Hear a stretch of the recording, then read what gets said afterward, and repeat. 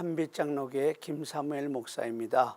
오늘은 요한복음 16장 23절에서 24절의 말씀을 가지고 상처난 가슴에 주시는 주님의 약속이라는 제목으로 은혜를 나누도록 하겠습니다.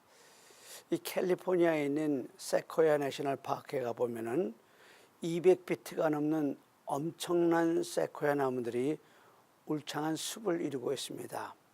그 중에서도 가장 크고 높은 나무는 여러분이 잘 아시는 것처럼 제너럴 셔먼 트리입니다. 제너럴 셔먼 트리는 높이가 311피트이며 둘레가 40피트로 이 지구상에 살아있는 생물체로는 가장 큰 생물체라고 합니다. 또 그 나이가 3200년이라고 하니 이스라엘의 건국보다 오래되었고 사사기 기드원 시대 이전에 이미 이 지구상에 뿌리를 내린 나무입니다. 그러니 이 제너럴 셔먼 트리가 겪은 그 3200년의 풍상이 얼마나 많았겠습니까? 요즘 많은 사람들이 인생 100년을 외칩니다. 그런데 그렇게 오래 살다 보면 자식이 먼저 죽는 일이 태반이요, 전쟁과 기근을 수도 없이 겪게 될 것입니다. 그런데 제너럴 셔먼 트리는 3200년을 살다 보니 겪은 풍상은 말로 다 표현할 수 없을 것입니다.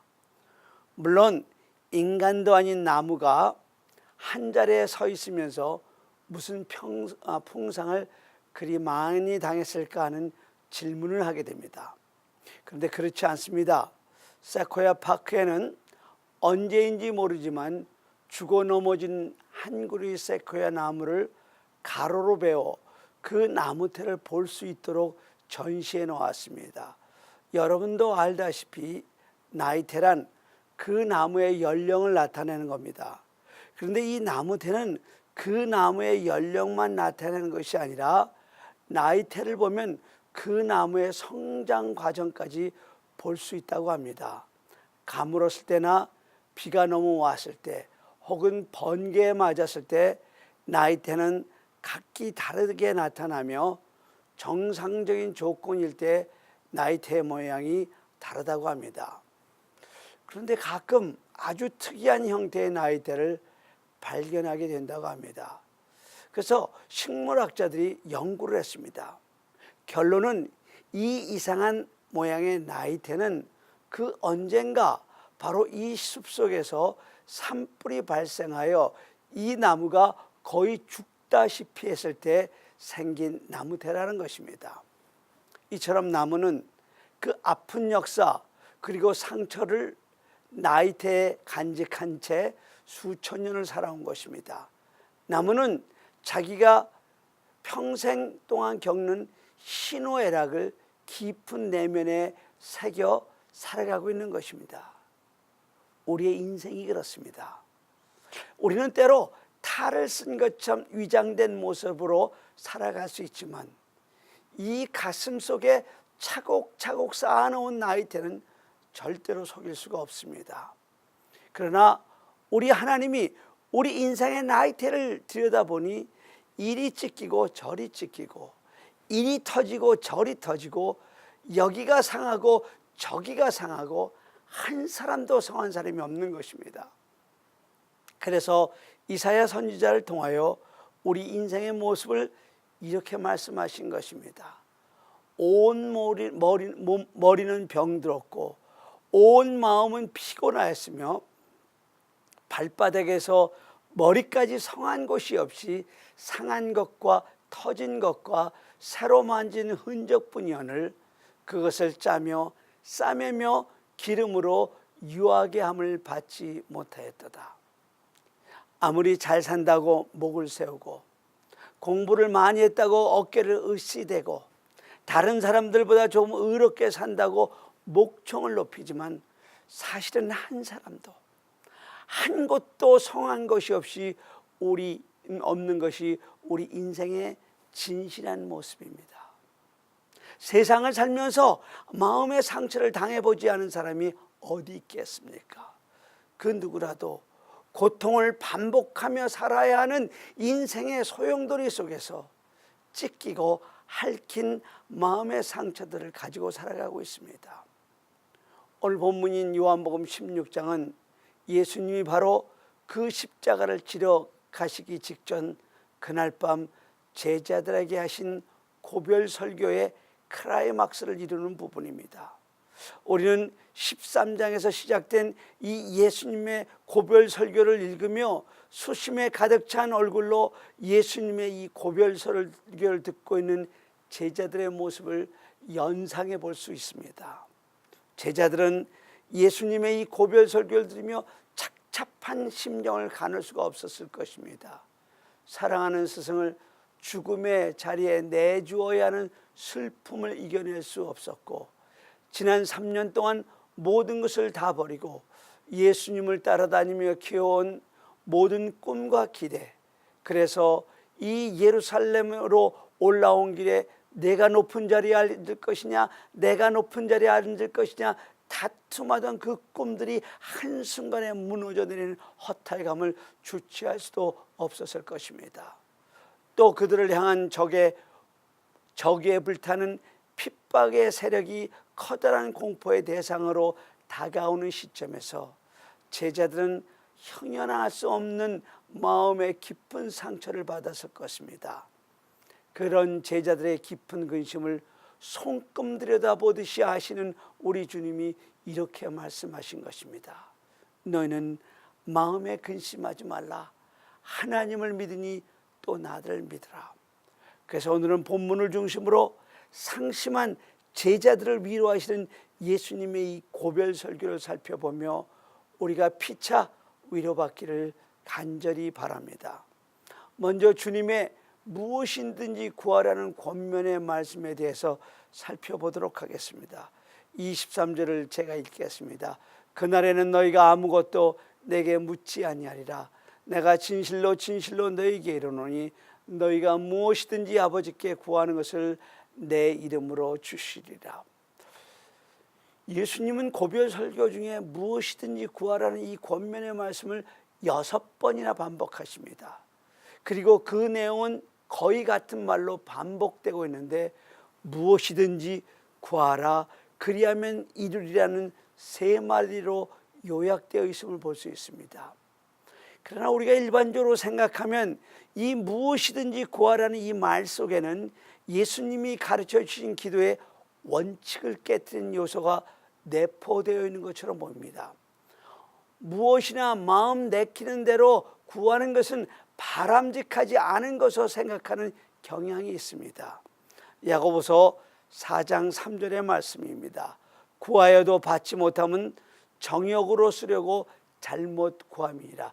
바로 이 무엇이든지 구하는 기도가 자칫 잘못하면 정욕으로 구하는 기도가 될 수 있기 때문입니다. 이런 점에서 미뤄볼 때 우리가 생각하기에 무엇이든지 구하는 기도는 결코 좋은 기도의 표본처럼 보이지 않습니다. 그러면 왜 우리 예수님이 6번이나 이런 기도를 우리에게 권하고 계실까요?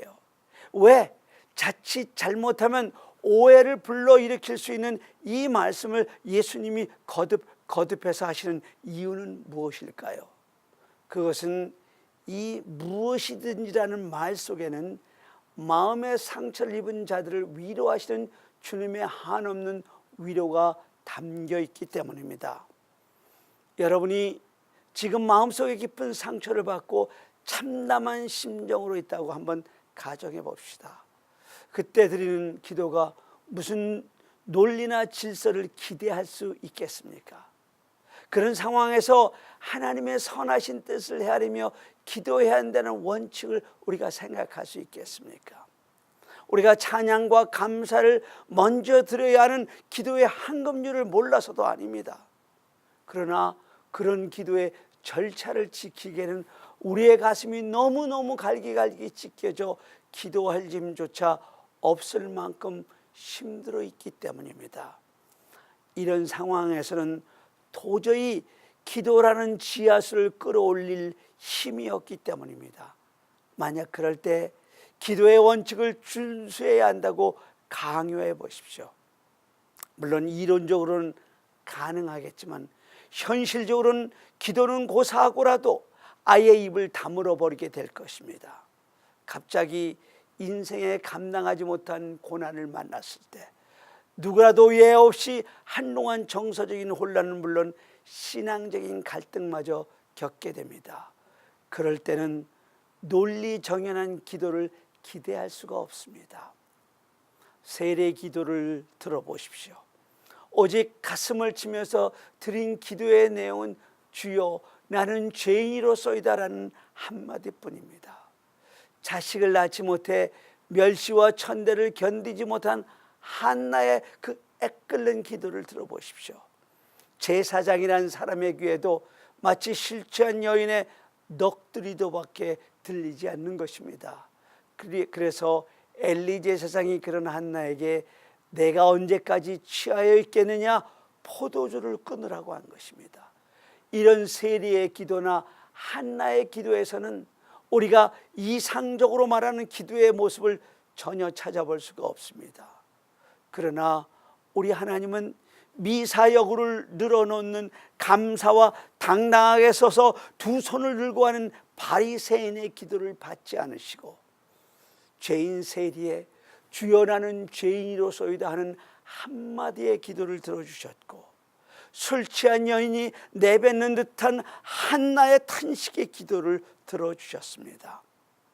이처럼 때로는 하나님의 자녀인 우리도 당하는 슬픔이 너무 커서 두서없이 막무가내로 아버지 하나님께 매달리는 기도를 할 수 있습니다.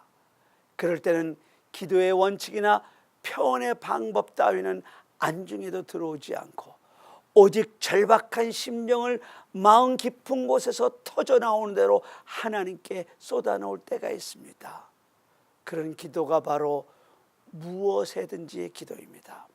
어떤 서두나 논리도 없이 마음속에 있는 아픔을 슬픔과 함께 쏟아놓지 않고는 배길 수 없는 절박한 사람들의 기도가 바로 무엇이든지의 기도입니다. 상처 입은 사람이 너무너무 힘들 때 주님 앞에 나와 할 수 있는 기도가 바로 이 무엇이든지 기도인 것입니다.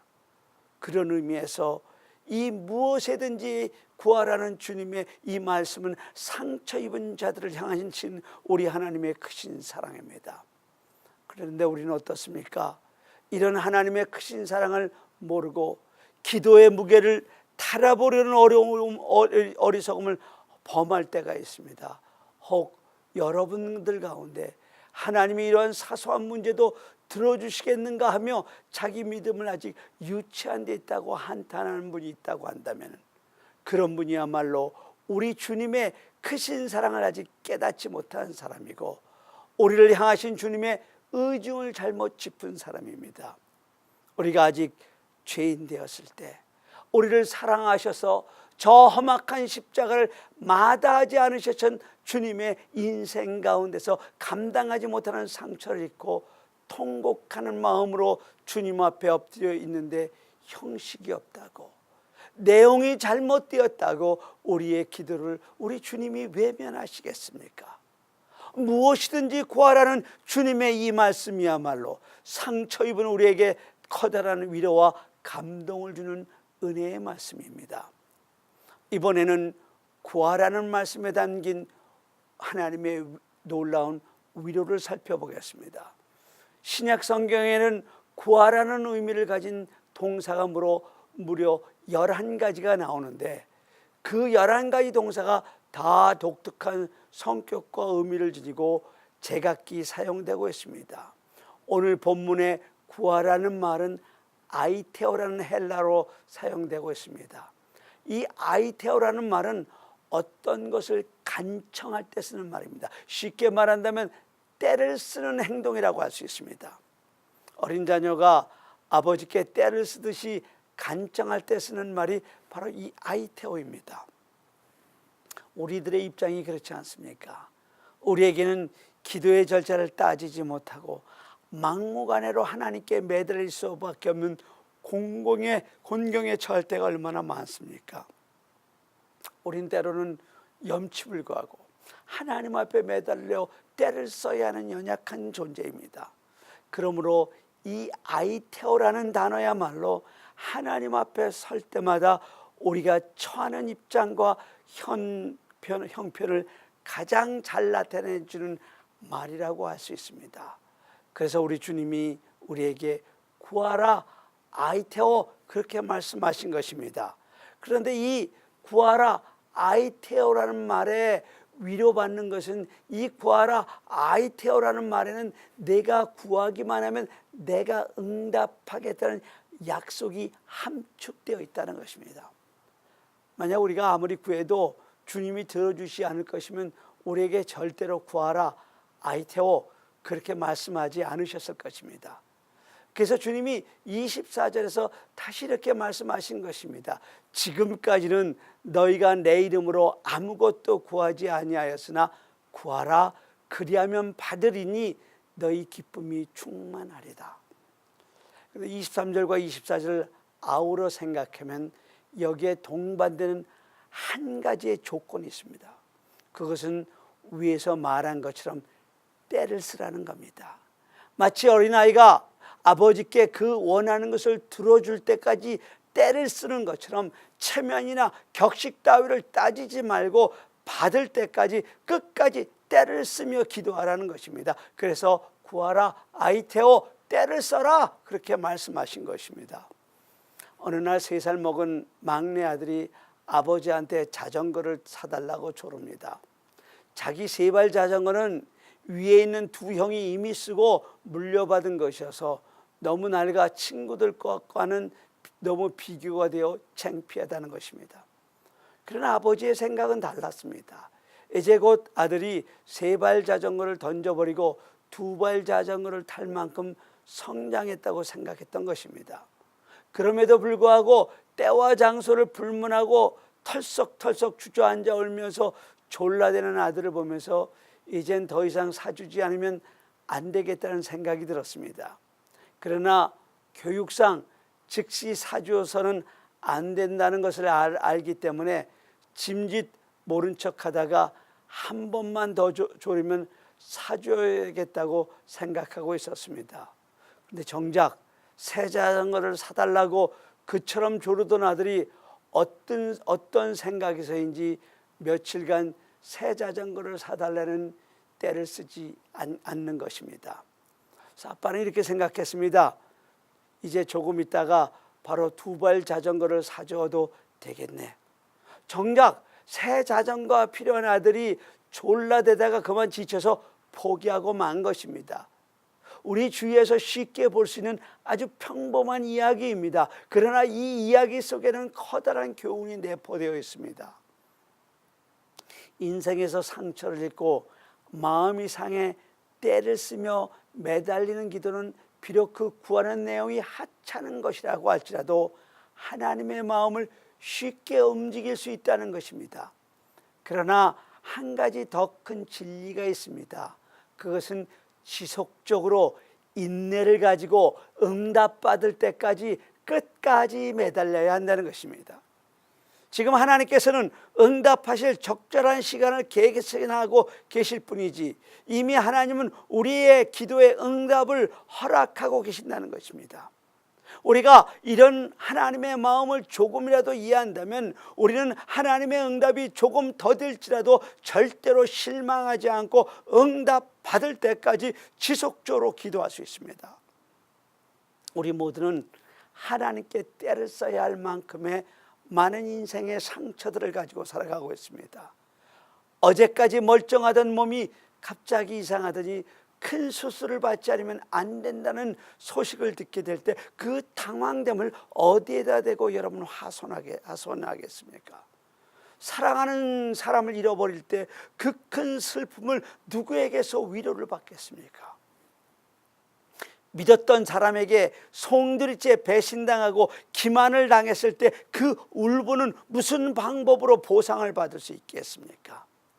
또 일평생 온갖 정성을 들여 갖고 온 사업이 갑자기 불어닥친 불경기로 파산해서 두 손을 탈탈 떨고 나와야 할 때 어느 누구에게 가서 하소연할 수 있겠습니까? 거기에다가 믿음을 가진 우리 자신이 영적으로 타락하고 범죄했을 때 괴로움과 곤혹감 또한 어떻게 싸맬 수가 있겠습니까? 이처럼 우리 모두는 이러한 상처들을 한두 개쯤은 안고 살아가는 사람들입니다. 이럴 때 기도의 골방을 찾아 하나님께 때를 쓰지 않으면 숨이 막혀 견딜 수 없는 상처들을 입은 사람들입니다. 그래서 마지막으로 이런 인생의 위기를 만났을 때 어떻게 해야 할 것인가 하는 것을 살펴보도록 하겠습니다. 하나님이 이렇게 말씀하셨습니다. 너는 내게 부르짖으라. 내가 내게 응답하겠고 내가 알지 못하는 크고 비밀의 일을 내게 보이리라. 여러분, 그렇습니다. 인생의 문제를 가지고 주님 앞으로 나와야 합니다. 길에서 놀던 아이가 넘어져 무릎에서 피가 철철 흐릅니다. 이 아이가 먼저 하는 일이 무엇인지 아십니까? 아이는 울면서 약을 찾지도 않습니다. 의사를 찾지도 않고 병원을 찾지도 않습니다. 아이는 울면서 엄마를 찾습니다. 왜 그랬습니까? 엄마가 모든 것을 알아서 약을 발라주든지 붕대를 묶어주든지 병원으로 데려가든지 문제를 해결해 주기 때문입니다. 우리에게 문제가 있을 때도 울음을 터뜨리는 어린아이처럼 고난당할 때, 병들었을 때 먼저 기도해야 합니다. 문제가 있을 때 먼저 엄마를 찾는 어린애처럼 우리의 삶에 문제가 있을 때 먼저 주님을 찾아 나와야 합니다. 그 다음 문제는 주님이 책임져 주십니다. 그런데 너무 많은 사람들이 그 반대로 삽니다. 모든 일이 잘 되고 행복할 때는 주님 앞에 나오고 고난이 닥치고 어려울 때는 주님을 떠나갑니다. 어떤 교회에 그 도시에 경찰서장이 출석하였습니다. 헌금도 잘하고 봉사활동도 또 열심히 하는 사람입니다. 그 한 사람으로 인해서 그 교회는 전도까지 잘 되었습니다. 그런데 그처럼 교회의 대표적인 성도와 같은 사람이 시험에 들었습니다. 갑자기 직장에서 좌천이 되어 그야말로 한직인 경찰병의 과장으로 발령을 받게 되었습니다. 이 사람이 낙심되었습니다. 내가 교회 출석도 잘하고 헌금도 잘하고 봉사활동도 잘하고 하나님 앞에 얼마나 잘했는데 좌천이라니, 하나님 정말 살아계십니까? 그러면서 그만 교회를 떠나고 말았습니다. 그러니까 교회 전체가 시험에 드는 겁니다. 교회에 시험이 들면요, 말들이 많아지게 되어 있어요. 한쪽에서는 이렇게 말들 합니다. 목사님이 기도하지 않아서 교회 기둥 같은 집 사람이 좌천되었다. 또 한편에서는 그 반대로 이렇게 말합니다. 봐라 봐라, 목사님이 그 성도만 그렇게 싸고 돌더니 결국 그렇게 되었다. 조그만 교회에 참 말들이 많죠. 그런데 한 석 달쯤 지나셨을까요? 교회를 떠났던 그 경찰서장이 목사님을 찾아왔습니다. 목사님, 면목이 없습니다. 저는 좌천된 것에 대해 불평을 많이 했는데 하나님께서는 좌천을 통해 저를 살려주셨습니다. 그러면서 그는 좌천을 감사합니다는 제목으로 교회 감사원까지 바쳤습니다. 그가 한 이야기가 이렇습니다. 그가 경찰서로 있던 지역에 탈옥수 신창원이 나타난 것입니다. 그때 신창원이 하도 신출귀멸해서 그가 지나갈 때는 무궁화가 줄줄줄 떨어진다는 유행어까지 생긴 때였습니다. 그가 좌천되지 얼마 되지 않아서 그 관할 지역에 신창원이 나타나 그의 후임으로 온 경찰서장이 탈옥수를 잡지 못해서 그만 파면 조치를 당했던 것입니다. 만약 자기가 그 경찰서의 서장으로 있었으면 자기도 별 수 없이 벌써 파면을 당할 수 있었을 터인데 하나님께서 좌천을 통해서 보직을 유지할 수 있도록 해주셨다는 것입니다. 그래서 하나님께 감사합니다는 것입니다. 여러분이 인생에서 위기를 만났습니까? 불평할 때가 아닙니다. 하나님 앞에 기도해야 할 때입니다. 기도의 사람 다윗은 그의 시편 86편 7절에서 이렇게 고백합니다. 나의 환난 날에 내가 주께 부르짖으니 주께서 내게 응답하시리다. 우리 주님이 직접 이렇게 또 약속하셨습니다. 하물며 하나님께서 그 밤낮 부르짖는 택하신 자들의 원한을 풀어주시지 아니하겠느냐, 저에게 오래 참으시겠느냐. 지난해 추운 겨울에도 무더운 여름에도 수요일 밤마다 이 성전 바닥에 주무시면서 기도하신 여러분 참으로 수고하셨습니다. 그럼에도 불구하고 눈에 보이는 열매가 없습니까? 조금만 더 믿음을 가지고 기도하세요. 우리 주님의 무엇이든지 구하라 이루리라는 약속의 말씀을 붙잡고 조금만 더 기도하세요. 우리 주님은 결코 여러분이 너무 오래 기다려 지쳐서 쓰러지도록 내버려 주지 않을 것입니다. 택하신 여러분이 기도할 때 가장 좋은 방법으로 여러분의 기도에 속히 응답해 주실 것입니다. 여러분 믿으시면 큰 소리로 아멘 하시기 바랍니다. 우리 다 같이 기도드리시겠습니다.